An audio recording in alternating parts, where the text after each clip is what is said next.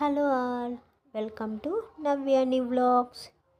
ఈరోజు మన రెసిపీ వచ్చేసి నాటుకోడి కూర. ఇప్పుడు మసాలా ప్రిపరేషన్: ధనియాలు, యాలక్కాయలు, దాల్చిన చెక్క, లవంగాలు, కొబ్బరి, గసగసాలు, జీడిపప్పు, బాదం పప్పు అన్నీ బాగా ఫ్రై చేసుకోవాలి. అవి ఫ్రై అయిన తర్వాత పౌడర్ చేసి పక్కన పెట్టేసేయండి. ఇప్పుడు కడాయి పెట్టుకొని, కడాయి హీట్ అయిన తర్వాత ఆయిల్ వేసుకొని, సన్నగా తరిగి పెట్టుకున్న ఆనియన్స్, పచ్చిమిర్చి, పసుపు వేసుకొని బాగా ఫ్రై చేసుకోవాలి. ఇప్పుడు కొంచెం అల్లం కూడా వేసుకొని బాగా కలుపుకొని కొంచెం కొత్తిమీర వేసుకొని ఫ్రై చేయండి. కొత్తిమీర వేసి ఫ్రై అయిన తర్వాత ఇప్పుడు మనం కడిగి పక్కన పెట్టుకున్న నాటుకోడిని ఇప్పుడు దీంట్లో వేసేసుకుందాము. మొత్తం వేసేసుకొని ఇప్పుడు దానికి సరిపోయినంత ఉప్పు వేసుకోవాలి. ఉప్పు వేసుకొని అది మొత్తం బాగా కలిపి మూత పెట్టేసేయండి. బాగా కలిసేలాగా చూసుకోండి.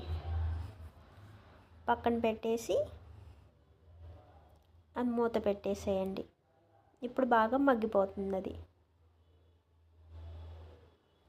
అది కొంచెం బాగా మగ్గేలోపు ఇప్పుడు మనం సన్నగా తరిగి పెట్టుకున్న టమాటాని ఇప్పుడు కొంచెం మగ్గిన కర్రీలో వేసేసి ఒకసారి బాగా కలిపేసుకుందాము. అది కలిపిన తర్వాత మూత పెట్టేసి ఇంకొక 5 నిమిషాలు వదిలేసేయండి. ఈలోపు మనం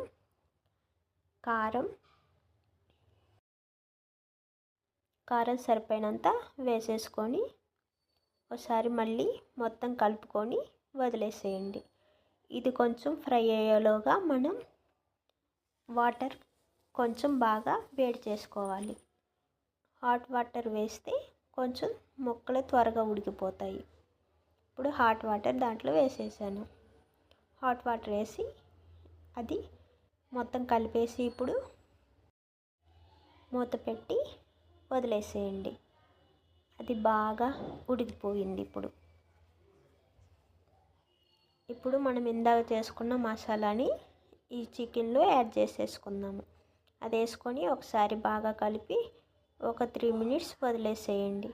కొంచెం కొత్తిమీర, పుదీనా వేసుకొని మొత్తం ఒకసారి మొత్తం కలిపేసి ఒక 2 మినిట్స్ ఉంచేసి గ్యాస్ ఆఫ్ చేసేయండి.